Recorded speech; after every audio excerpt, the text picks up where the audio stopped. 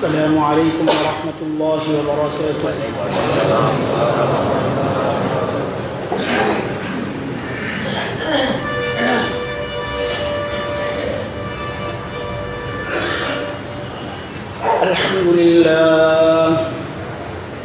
الحمد لله نحمده ونستعينه ونستغفره ونؤمن به ونتوكل عليه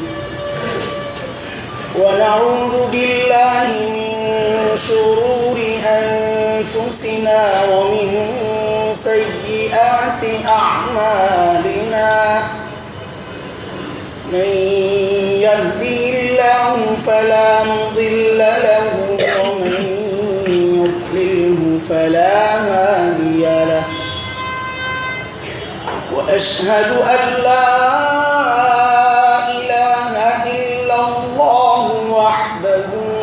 شريك له وأشهد أن سيدنا وسندنا وحبيبنا ومولانا محمدا عبده ورسوله. اللهم صل على محمد وعلى آل محمد كما صليت على إبراهيم وعلى آل إبراهيم إنك حميد مجيد. اللهم بارك على محمد وعلى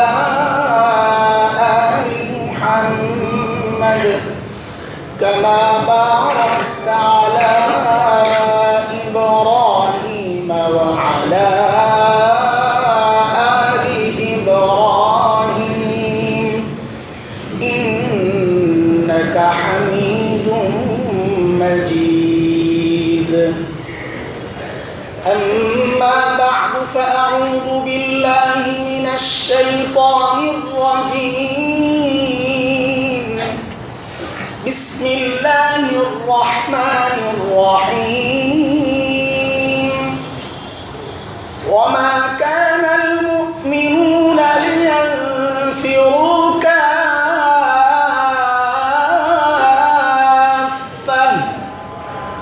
فلولا نفر من كل فرقة منهم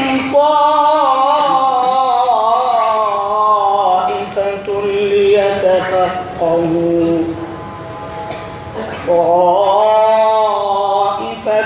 ليتفقهوا في الدين ولينذروا قومهم إذا رجعوا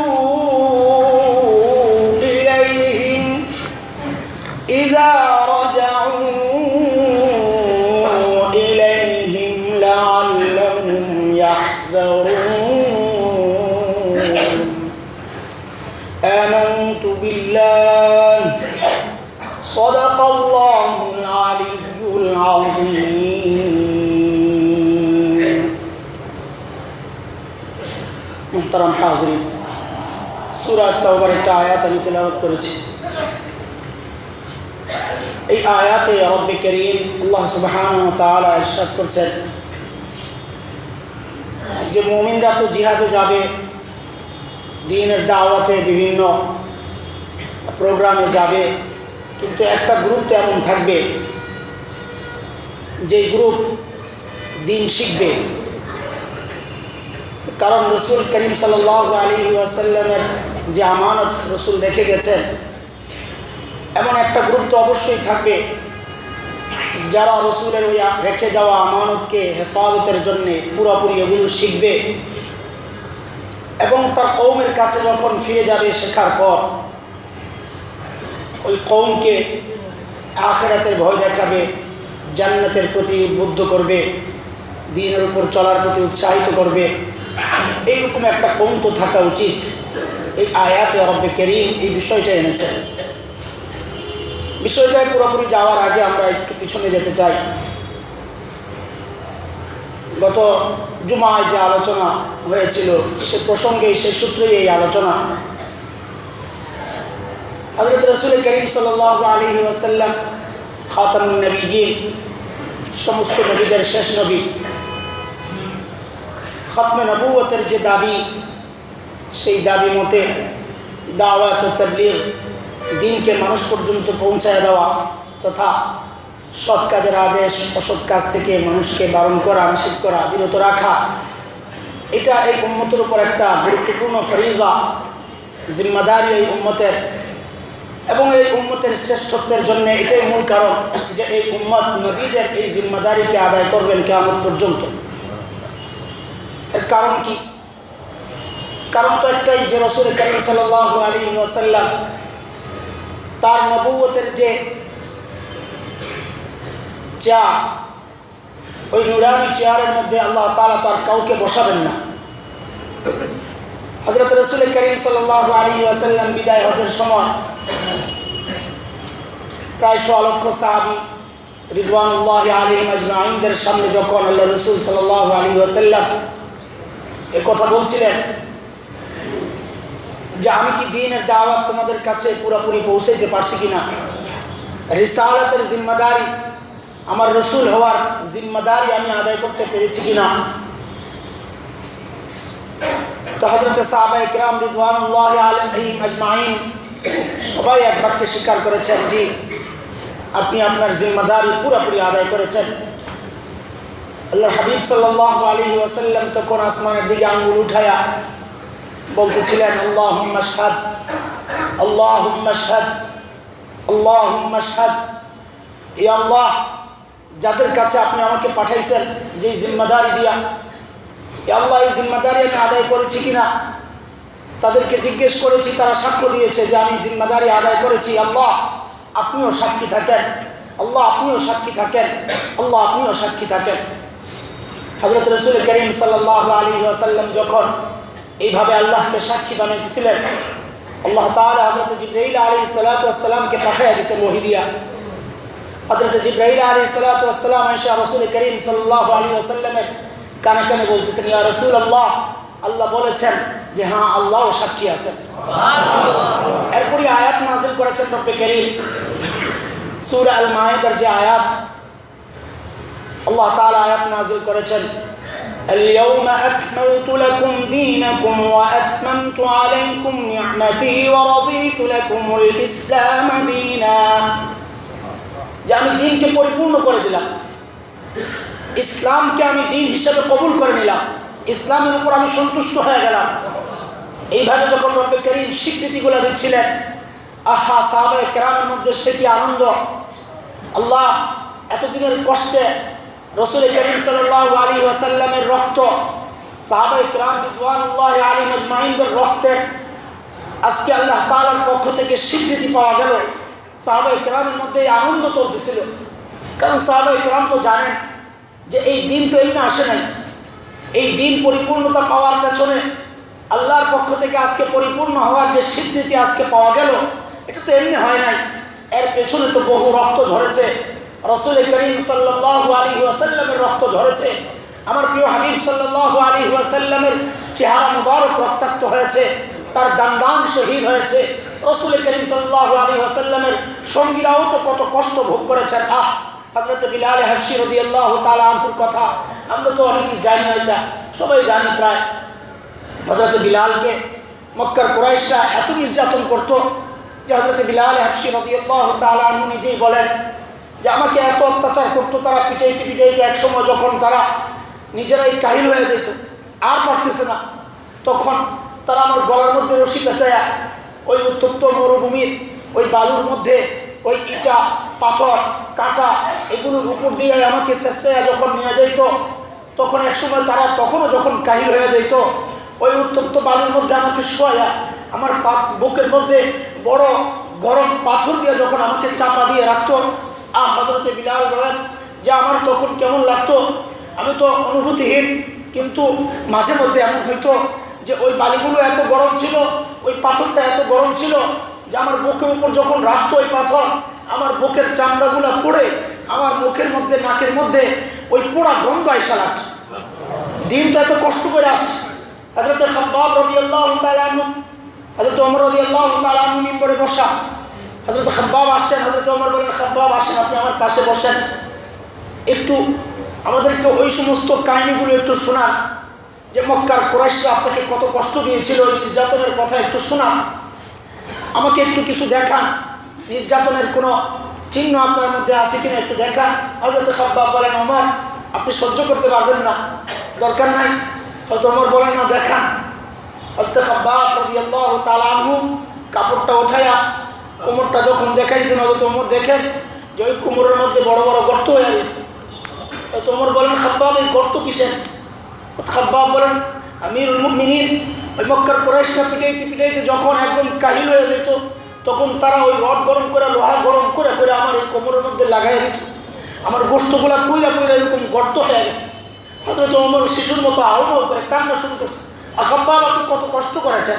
তো সাহাবায়ে কেরাম তো জানেন এই দিন কত কষ্টের বিনিময়ে এ পর্যন্ত আসছে, রসুলের কত রক্ত ঝরেছে, সাহাবায়ে কেরামের কত রক্ত ঝরেছে, কত সাহাবী শাহাদাত বরণ করেছেন এই দিনের জন্য।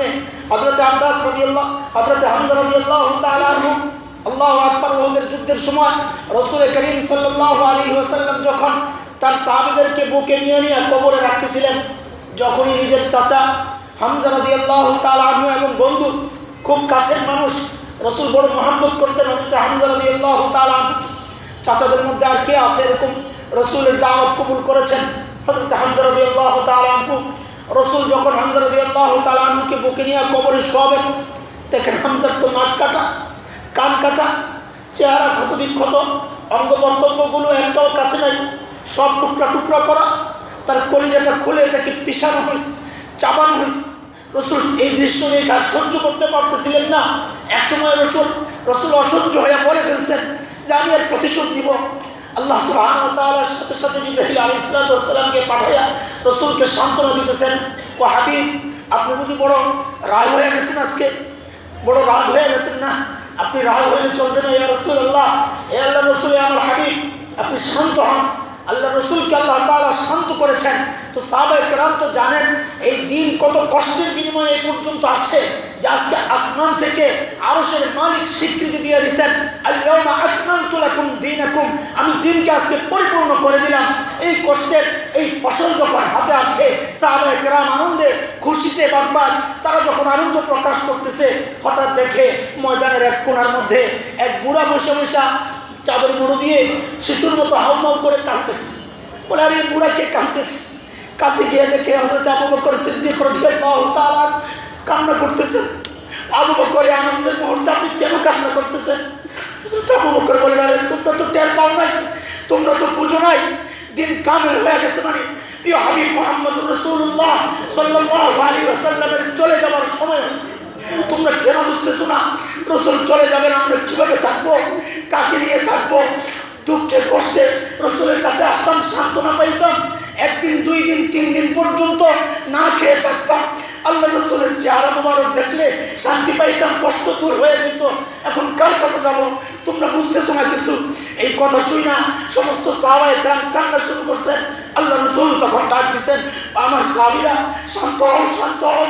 তারাকতু ফীকুম আমরাইন লান তাদিল্লু মা তামাসসাকতুম বিহিমা আদু বিহি আলাইহা মিন নওয়াজিস। তোমরা শান্ত হও না, আমি চলে যাই নাই, আমি চলে যাই নাই, আমি আছি। তারাকতু ফীকুম আমরাইন, আমি তোমাদের কাছে দুইটা জিনিস আমানত রেখে গেলাম। এই আমানত হচ্ছে কিতাবুল্লাহ আর সুন্নাতুর রাসূল, আল্লাহর কিতাব এবং আমার সুন্নাত, আমার হাদিস, এটা রেখে গেলাম। এই আমানতকে তোমরা ওই মারির দাঁত দিয়া চাবাইয়া ধরো শক্ত করে, তাইলে কখনো তোমরা পথভ্রষ্ট হবে না, গুমরা হবে না, জাহান্নামী হবে না। আমি তো আমার আমানত রেখে গেলাম। মুহাদ্দিসিনে কিরাম বলেন, এটা কি করে সান্ত্বনা হইল, এই হাদিস কি করে সান্ত্বনা হইল? তো খুব সহজ কথা, যে একজন একটা নামাজের জন্য জায়নামাজ মিশে হয়ে গেছে, ওই জায়নামাজের মধ্যে তার চশমাটা রেখে গেছে, তার রুমালটা খুলে রেখে গেছে, একটা কোট ছিল কোটটা খুলে রেখে গেছে। স্বাভাবিকভাবে একজন মানুষ যখন আসবে সে ওই জায়গায় বসবে না, সে চিন্তা করবে এই জায়গায় যিনি বসা ছিলেন তিনি যান নাই, তিনি আছেন, তিনি হয়তো কোনো জরুরত ছাড়তে গেছেন, কারো ডাকে সাড়া দিতে গেছেন, তিনি আবারও আসবেন, কারণ তার চশমাটা রয়ে গেছে, তার রুমালটা রয়ে গেছে, তার কোটটা রয়ে গেছে। এগুলো কেন রেখে দিচ্ছেন? নিশ্চয়ই তিনি আসবেন। পাশের মানুষটাও বলতেছে, ভাই তুমি এখানে বসো না, আমাকে বলে গেছেন এটা দেখে রাখার জন্যে, তিনি আসবেন, এটা তার জিম্মাদারি, তার আমানত, এই আমানত তিনি রেখে গেছেন, আসবেন তিনি। তখন অন্যরা ভাববে যে না, তিনি তো আসবেন, আমি এই জায়গায় বসবো না। হযরত রাসূল করিম সাল্লাল্লাহু আলাইহি ওয়াসাল্লাম তার নবুয়তের ওই নূরানি চেয়ারের মধ্যে ওই কোরআনকে রেখে গেছেন। এটাই হলো সান্ত্বনা। ওই হাদিসকে রেখে গেছেন যে তোমরা মনে করো না আমি চলে গেছি, না, আমি আছি, কিন্তু আমি তোমাদের কাছে আমি যে আল্লাহর পক্ষ থেকে যে আমানত নিয়ে আসছি ওই আমানত রেখে গেলাম। তোমাদের সকলের জিম্মাদারি হচ্ছে ওই আমানতের হেফাজত করা। প্যারে হাজিরিন, এটাই হচ্ছে সাহাবায়ে কেরামের জন্য বড় সান্ত্বনা। ঠিক আছে, ঠিক আছে, আমরা তো আমানত পেয়ে গেছি, রসুল যে উদ্দেশ্যে আসছেন এটা তো আমাদের সামনে আছে, এটাকে অবলম্বন করে থাকা মানে রসুলকে যেন আমরা কাছেই পায়ে রাখছি, সামনেই আছেন। যে আয়াতটা আমি তিলাওয়াত করেছি ওই আয়াতের মধ্যে ওই প্রসঙ্গটাই, যে এক শ্রেণীর মানুষ তো থাকবেন দুনিয়ার মধ্যে কখনো না কখনো, যারা রসুলের ওই রেখে যাওয়া চশমার জিম্মাদারি আদায় করবেন, হেফাজতের জিম্মাদারি। ওই রুমালটা রেখে গেছেন, ওই রুমালের পাহারা দিবেন, মানে আমার রসুল চলে যান নাই, যেন তিনি আছেন।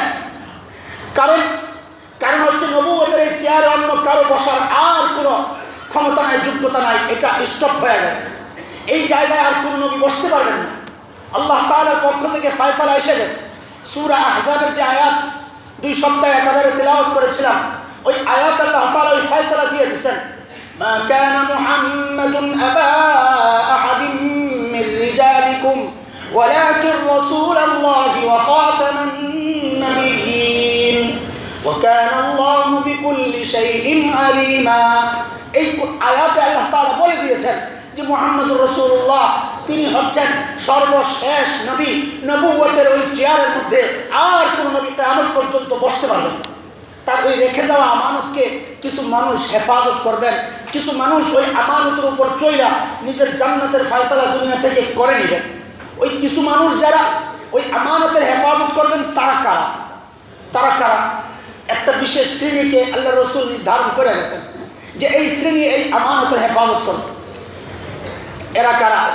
রসুল বলেছেন, আল উলামা ওয়ারাসাতুল আম্বিয়া ওয়া ইন্নাল আম্বিয়া লাম ইউরিসু দিনারান ওয়ালা দিরহামা ওয়া ইন্নামা ওয়ারাসুল ইলম ফামান আখাযাহু আখাযা বিহাযিন ওয়াফির أو كما قال عليه الصلاة والسلام। মুহাম্মদুর রাসূলুল্লাহ সাল্লাল্লাহু আলাইহি ওয়াসাল্লাম বলেন, আলেমরা হচ্ছেন আমার ওয়ারিস, আমার বাবার সম্পদের মালিক। বাবার ইন্তেকালের পর যেমন আমি হয়ে গেছি, এবং ওই সম্পদের হেফাজতের জিম্মাদারি এখন আমার, আর কারণ না। আর কেউ তো মালিক হয় নাই, কেউ যদি করে এটা বোনাস, কিন্তু মূল দায়িত্ব বাবার সম্পদের হেফাজতের জিম্মাদারি, মূল দায়িত্ব আমার উপর। ঠিক রাসূল করিম সাল্লাল্লাহু আলাইহি ওয়াসাল্লাম ওই কথাটাই বলতে চাচ্ছেন।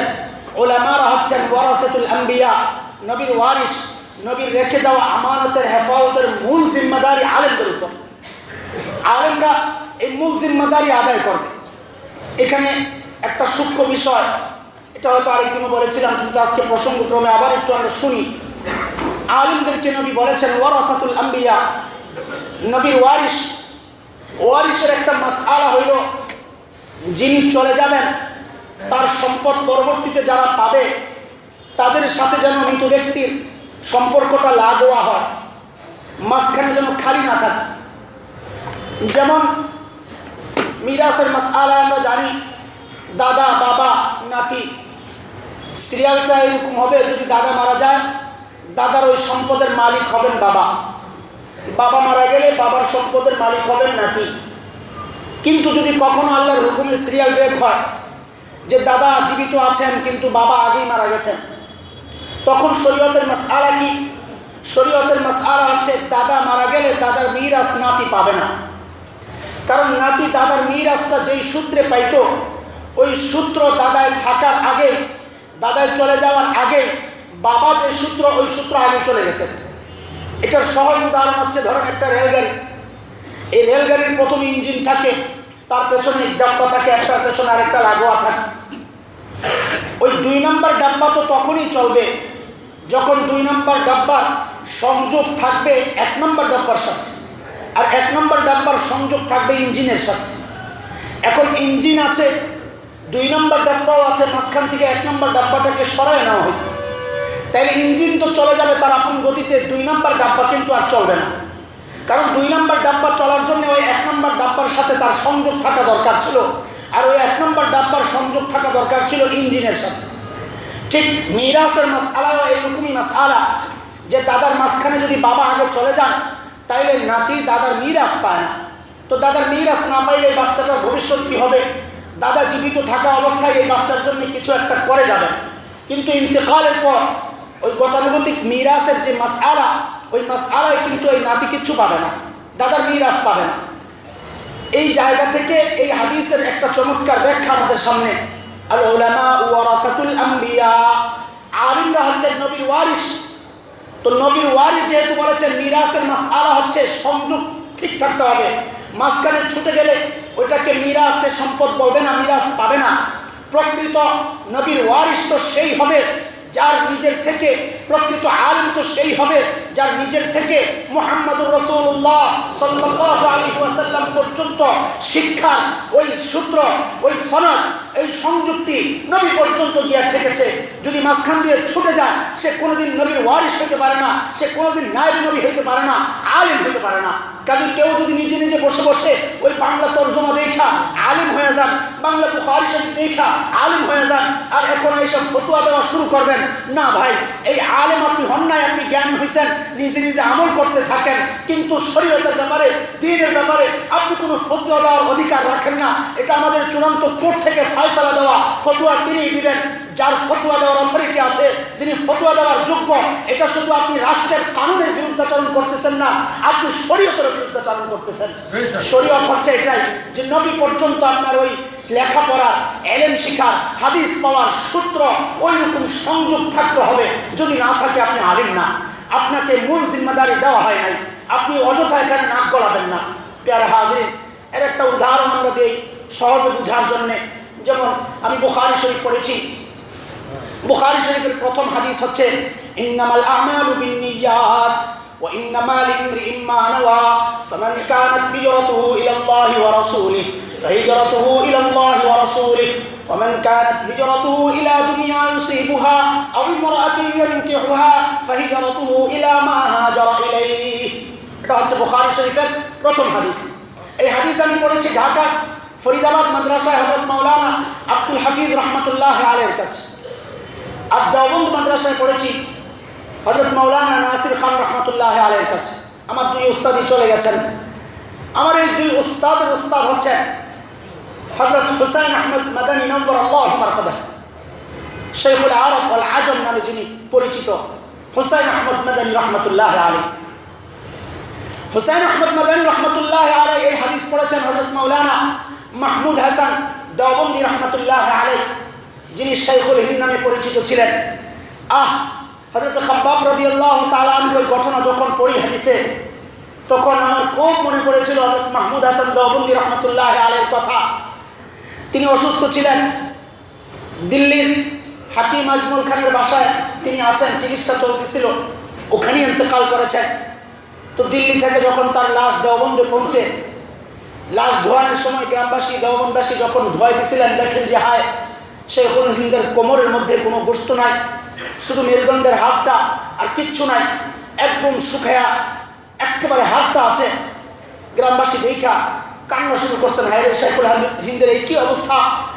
বড় আলিম ছিলেন, বড় মুজাহিদ ছিলেন, ইংরেজদের জন্য একটা জমদূত ছিলেন যিনি, আল্লাহু আকবার। তার একান্ত শাগরেদ হুসাইন আহমদ মাদানী রহমতুল্লাহ আলাইহি, যিনি আমার উস্তাদের উস্তাদ।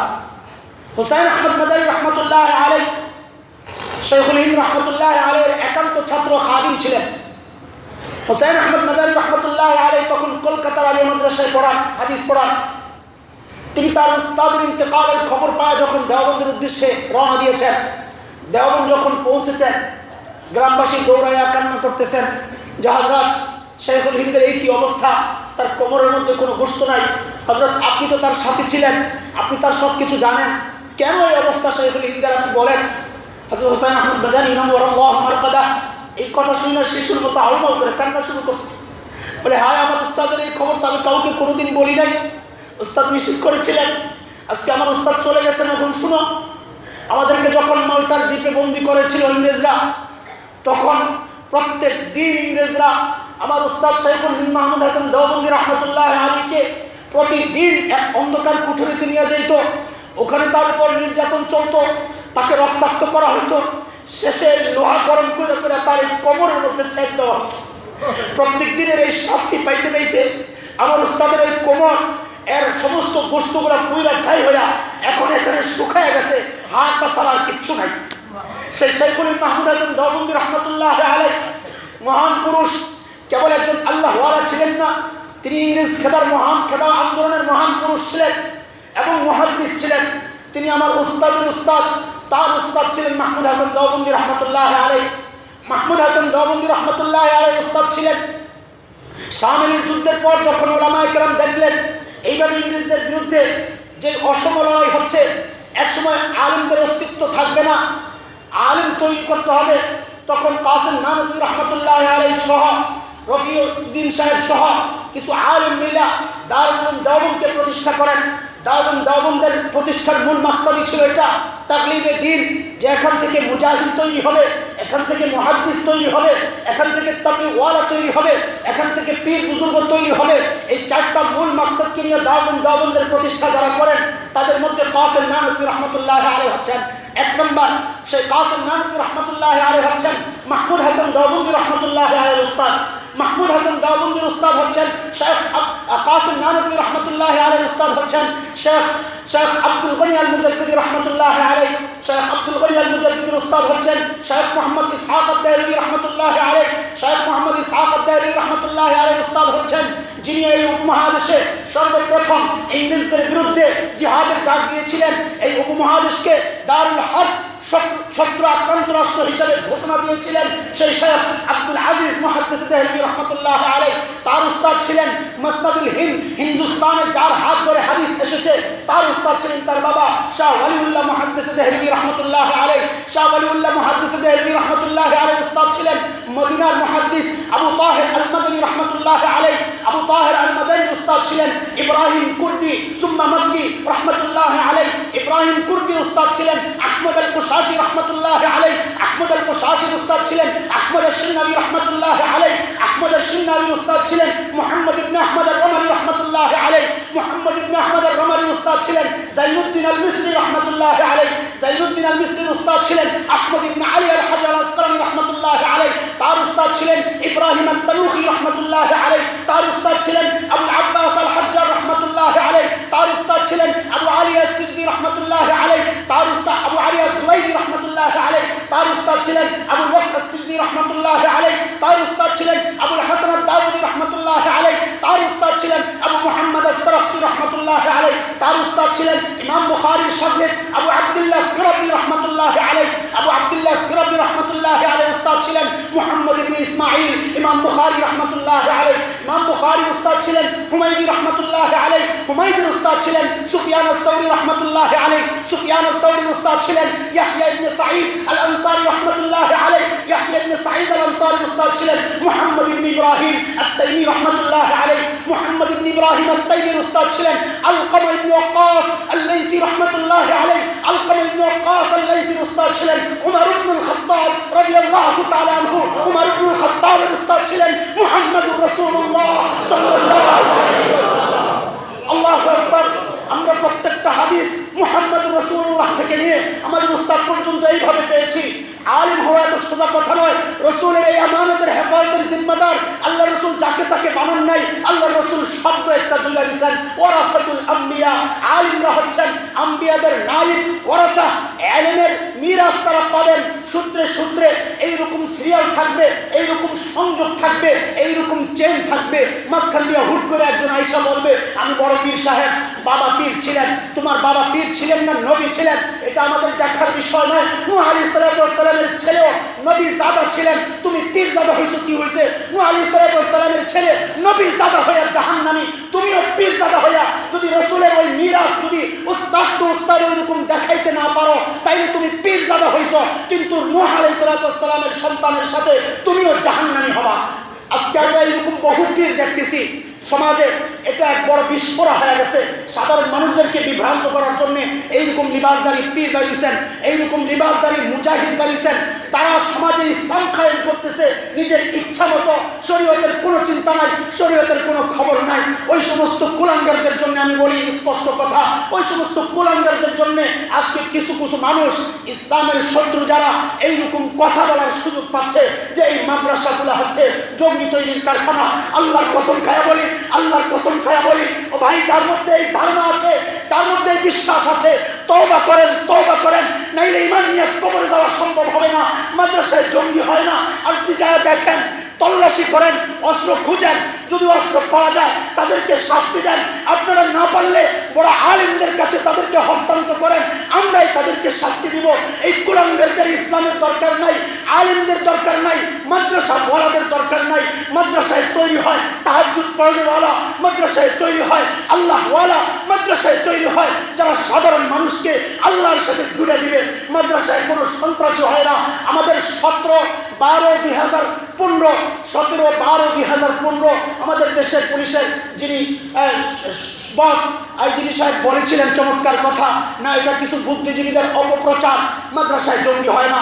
আমরা তাকে সাধুবাদ জানিয়েছিলাম, আমরা তাকে আজও ধন্যবাদ জানাই, মুবারকবাদ জানাই।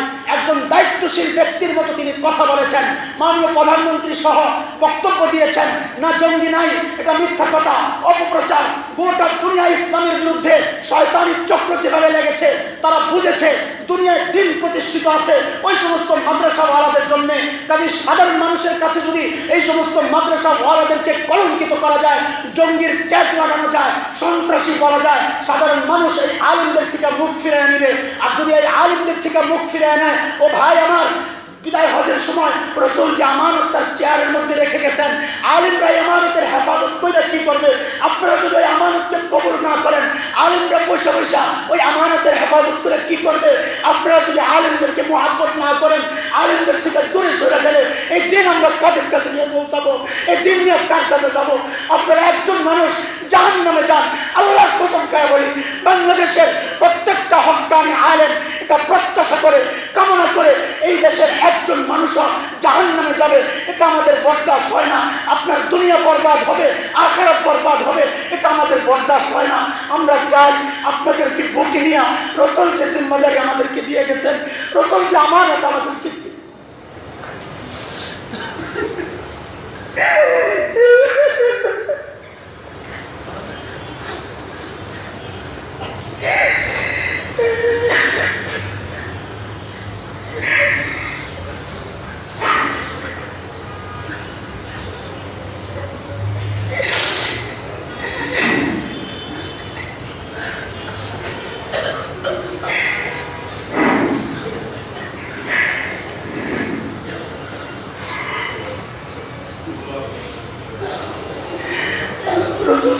আমাদেরকে দিয়ে গেছেন, এই আমানত আমরা কার কাছে পৌঁছাবো? আপনারা যদি দূরে সরে যান, আমাদেরকে দূরে ঠেলে দেন। আল্লাহ তাআলা যে হুকুম করেছেন লিয়ানফিরু কাফা ফালাউলা নাফারা মিন কুল্লি ফিরকাতিন মিনহুম তাইফাতুন লিয়াতাফাক্কাহু ফিদ-দীন। এক শ্রেণীর দিন শিখবে মানুষ, এক শ্রেণীর মানুষ দিন শিখবে। আল্লাহ তাআলা তৌফিক দিয়েছেন যে দিন শিখেছি। এখন আপনারা আমাদেরকে তাড়া দিলেন, শত্রু মনে করলে, রাষ্ট্রদ্রোহী মনে করলে, রাষ্ট্রবিরোধী সন্ত্রাসী মনে করলে, রাষ্ট্রের জন্য বোঝা মনে করলে, আমরা এই দিন কার কাছে পৌঁছাবো? ভাই আমাদেরকে মহব্বত করেন, আমরা আপনাদেরকে মহব্বত করি। আমাদের এই মহব্বত উভয়ের নাজাতের ওসিলা হয়ে যাবে ইনশাআল্লাহ তাআলা। আল্লাহ তাআলা কবুল করেন, ভুল বোঝার কোনো কারণ নাই। আমরা বলি আলেমরা কলঙ্কিত হচ্ছে যাদের কারণে, ওই সমস্ত ভণ্ডদের আস্তানায় আপনারা হামলা দেন।